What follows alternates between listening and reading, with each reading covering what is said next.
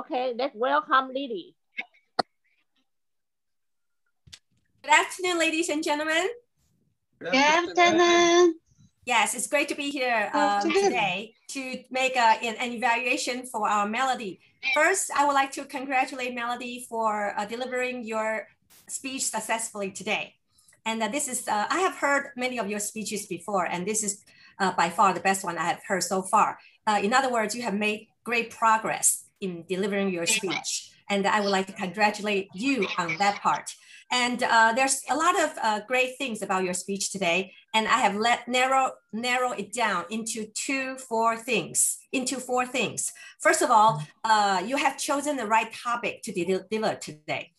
Sometimes we often have trouble choosing a topic to make a speech for.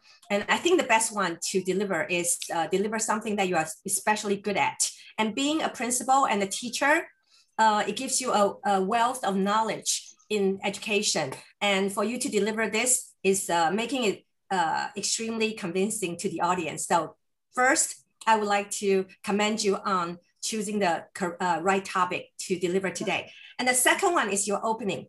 Yes, you have opened with 3 different questions. And that it may sound a little ordinary because we all do that, right? However, you did something extra different, which is different from most of us, which is turn the 3 questions into humor, right? Because you said, oh, since you all agree with me, and that's the end of my speech. I thought it was quite clever to do that and to arouse laughter from the audience. And that's a good skill that you had used. And the third one is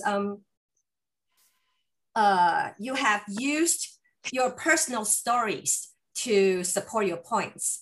Stories about parents interacting with the teachers, and also a student that you met 30 years ago, how you changed his life, and to support the points you wanted to make as an educator, the difficulties and the great things that an educator can do to children. And I think that's the 2 personal stories you mentioned were very, very effective, making it even more persuasive to the audience. And last one is, I think, your closing.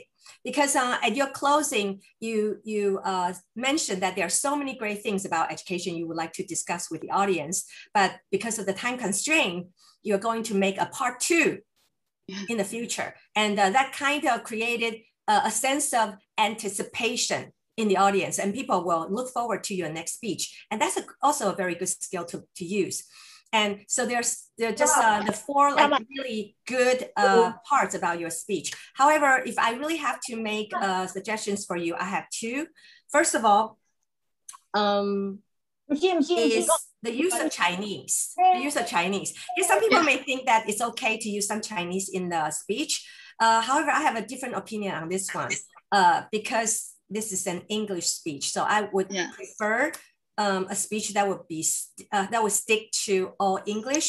But if you have trouble explaining yourself in English because you're quoting something from Chinese proverb or quoting something, very difficult to translate directly, right?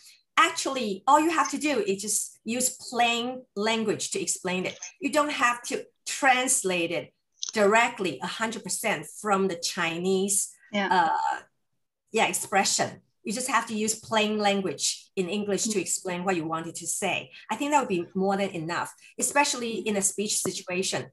Using simple, plain language is much more effective than using a lot of professional jargons or a lot of technical words. Okay, and the second suggestion I would have for you is your eye contacts.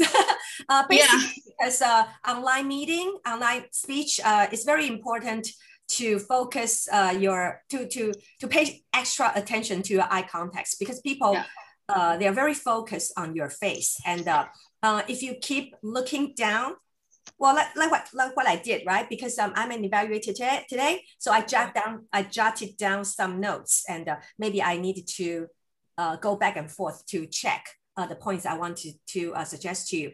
And but in a speech situation, if you do that, and people will feel like you probably are looking at your script and just read it directly from the script. And it will give people the impression that you are now well prepared. So this part, maybe we can practice more and try to be more focused on the screen. And just imagine there's a crowded audience in front of you and you have to take care of them at all times. Okay, so that will be all for my suggestions. And I really look forward to your part 2 education. Thank you. Going back to, give my control back to General Evaluator. Thank you so much. Thank you so much. Thank you, Lily. Yes, the eye contact is very important. It's also my problem. Okay, next,